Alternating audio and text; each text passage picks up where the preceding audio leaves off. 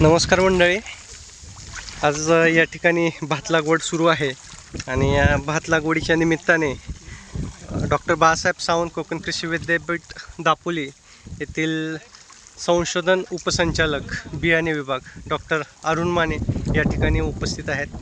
ते या निमित्ताने शेतकऱ्यांना भाताच्या ज्या वेगवेगळ्या जाती आहेत त्याबद्दल थोडक्यात माहिती देत आहेत। सर, या ठिकाणी आपलं मी सहर्ष स्वागत करतो। शेतकऱ्यांना भाताच्या वेगवेगळ्या जातींबद्दल थोडक्यात माहिती द्या।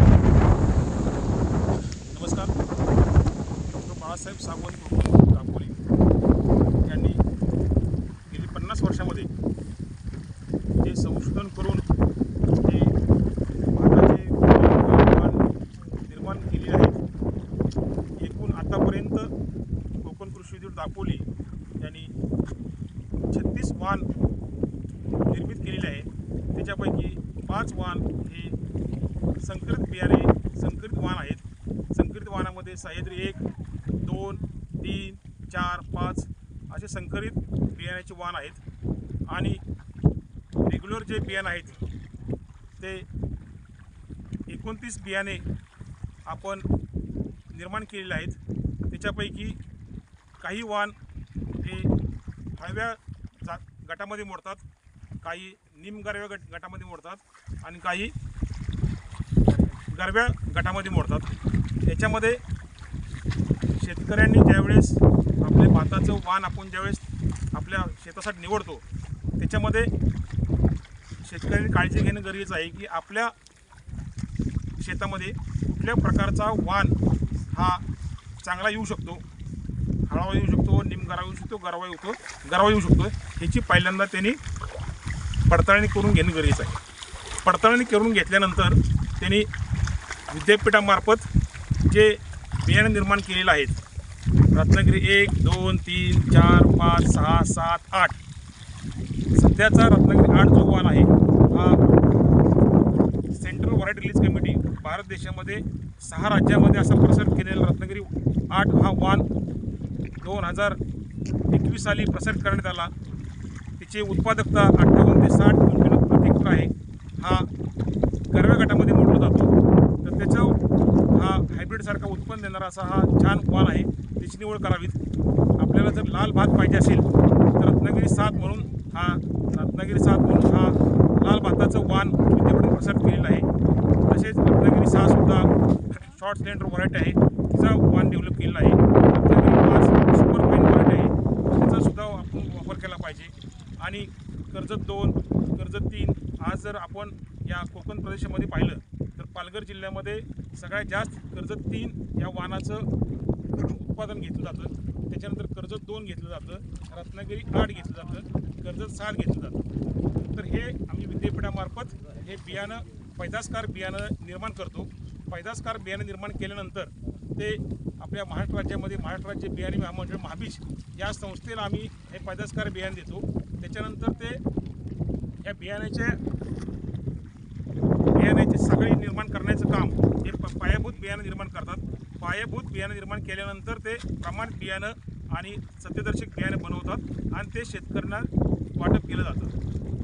आज जवळपास आपण 500 टन बियाणं विद्यापीठ निर्मित करतं, परंतु विद्यापीठ हे आज कोकण प्रदेशाचा जर एरिया जर पाहिला भाताखालचा जवळपास 3,60,000 हेक्टर क्षेत्र ह्या भाताखाली आहे।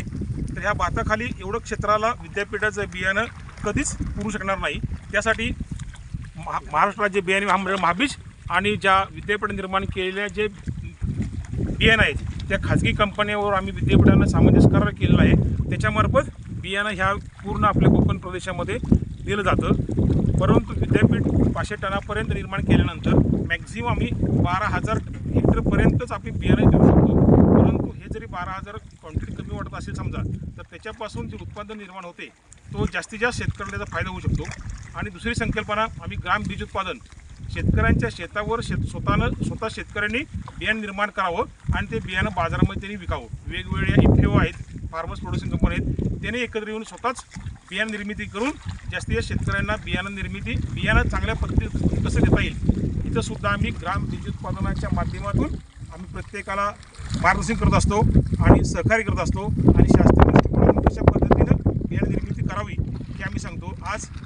आपण पूर्णपणे कोकण कृषी विद्यापीठ दापोली हे जवळपास 80 हेक्टर क्षेत्रावर हे बियाणे निर्मितीचं काम करत असतं आणि जवळपास 150 हेक्टर क्षेत्रावर आम्ही ग्राम बेजूकपणाचा शेतकरी शेतावर बियाणे निर्मिती करून ते आम्ही परचेस करतो, प्रोसेसिंग करून ते बाजारामध्ये आम्ही विकतो. माझ्यासोबत या गावठा विभागामध्ये जे बियाणे निर्मितीचं काम करणारे साहेब गोलामडे आहेत आणि सीड प्रोसेसिंग प्लांटचे इंचार्ज यांचा अनुभव याच्यामध्ये फार मोठा आहे.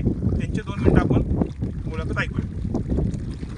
बियाणं उत्पादनानंतर सही बियाणं डायरेक्टली आपण शेतकऱ्याला देऊ शकत नाही. बीज प्रक्रियामधला त्यातला एक मोठा घटक आहे, ज्यामध्ये बीज प्रक्रिया करून प्रोसेसिंग करून बियाणे पॅकिंग आणि मार्केटमध्ये आपण ते बियाणं शेतकऱ्यांपर्यंत उपलब्ध करून देतो. बीज प्रक्रिया ही पायाभूत भात बियाण्याची असेल किंवा सर्टिफाय बियाण्याची असेल तर ती पूर्णतः जिल्हा बीज प्रमाणीकरण यंत्रणा सातारा आहे यांच्यामार्फत केली जाते.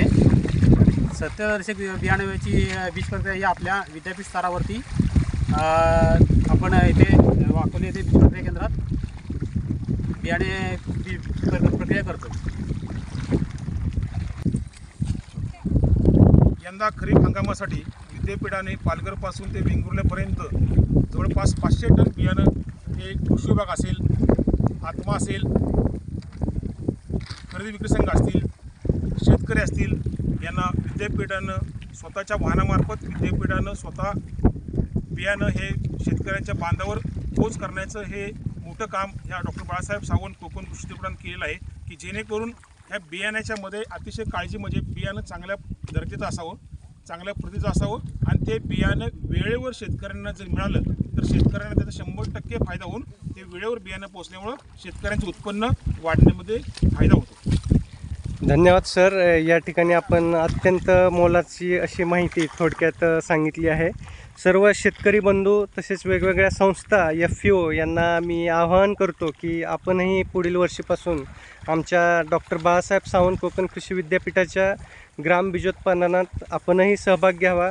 कोणाला याबद्दल काही शंका असेल तर या व्हिडिओच्या डिस्क्रिप्शन बॉक्समध्ये तुम्हाला आमच्या बियाणे विभागाचा नंबर देण्यात आलेला आहे, त्यावर आपण संपर्क साधून सगळी माहिती घेऊ शकता. धन्यवाद.